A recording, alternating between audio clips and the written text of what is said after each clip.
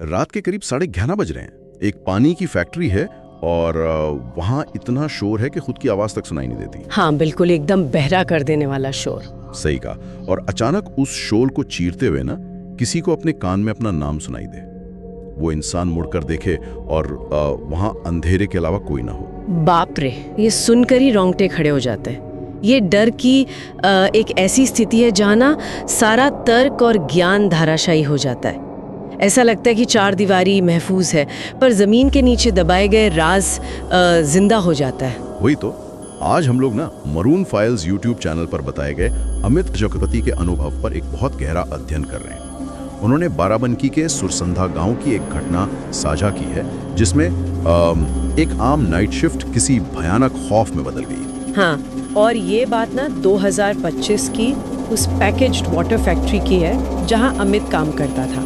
वहां ऊपर की मंजिल पर एक रहस्यमयी कमरा था जिसके बारे में कहा जाता था कि बाहर से ताला तो नहीं लगता था, पर अंदर जाना सख्त माना था। बिल्कुल।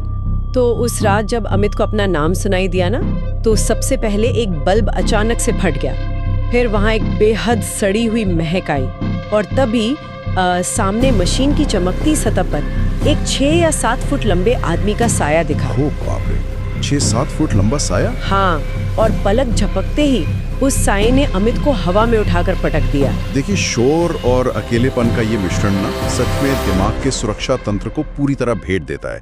मशीन का शोर इतना ज्यादा था कि इंसान की बची कुची चेतना तो बस उस आवाज को झेलने में लग जाती है। सही बात है, इंद्रियां वैसे ही सुन्न हो जाती हैं और तभी ऐसी अजीब शक्तियां दिमाग की कमजोरी का फायदा उठाती हैं। और सबसे डरावनी बात यह है कि ये कोई भ्रम नहीं था, मतलब अमित पर एक ठोस शारीरिक प्रहार हुआ था। हाँ, उस प्रहार के बाद अमित को बहुत तेज बुखार आ गया, तो उनके सुपरवाइजर ने उसके साथी सोनू से कहा कि वो अमित को गांव छोड़ाएं। पर असली खौफ ना रास्ते में शुरू हुआ। एक सेकंड, रास्ते में क्या हुआ?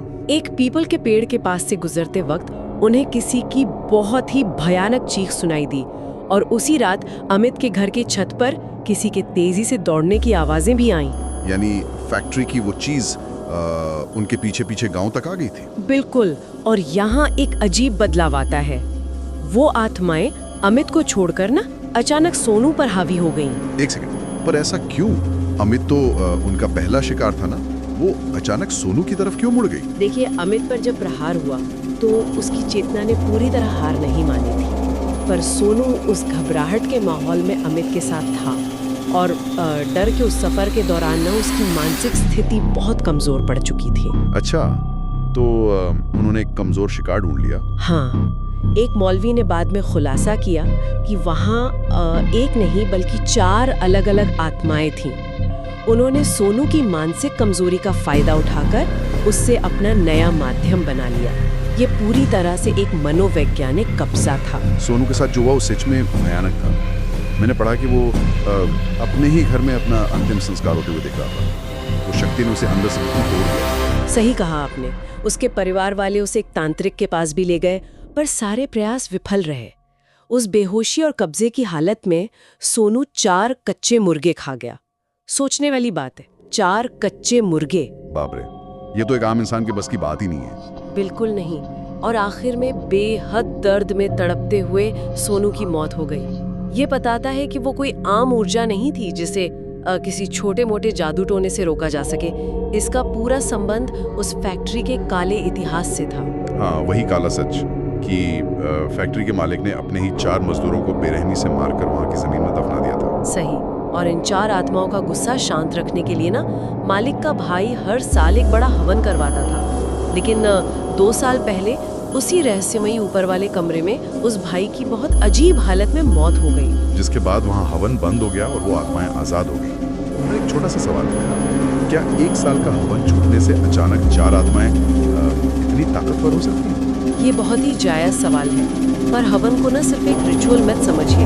जब किसी जमीन पर इतना बड़ा अत्याचार होता है तो वो जगह उस दर्द और गुस्से को सोख लेती है। एक तरह से वो जमीन ही शापित हो जाती है। हाँ, वो हवा एक तरह का बांध था जो उस क्रोध को बाहर आने से रोक रहा था, और जैसे ही वो बांध टूटा, सालों का दबा हुआ गुस्सा एक साथ बाढ़ की तरफ फूट पड़ा और वो आजाद हो गई। तो आज वही पानी की फैक्ट्री पूरी तरह से बंद पड़ी है। एक चलती फिरती इमारत अब बिल्कुल खंडर और वीराने में बदल चुकी है। ये पूरी घटना इस बात पर सोचने पर मजबूर कर देती है कि हम रोज जिन इमारतों में काम करते हैं वहाँ पहले क्या हुआ होगा। सही बात है। इंसान अक्सर ये मान लेता है कि नई ईंट और पत्थर रखने से पुराना सच दब जाएगा, लेकिन जमीन कभी अपने ऊपर हुए अत्याचार को नहीं भूलती है। वही चमकते हुए मार्बल के फर्श और उनके नीचे दफन काला इतिहास।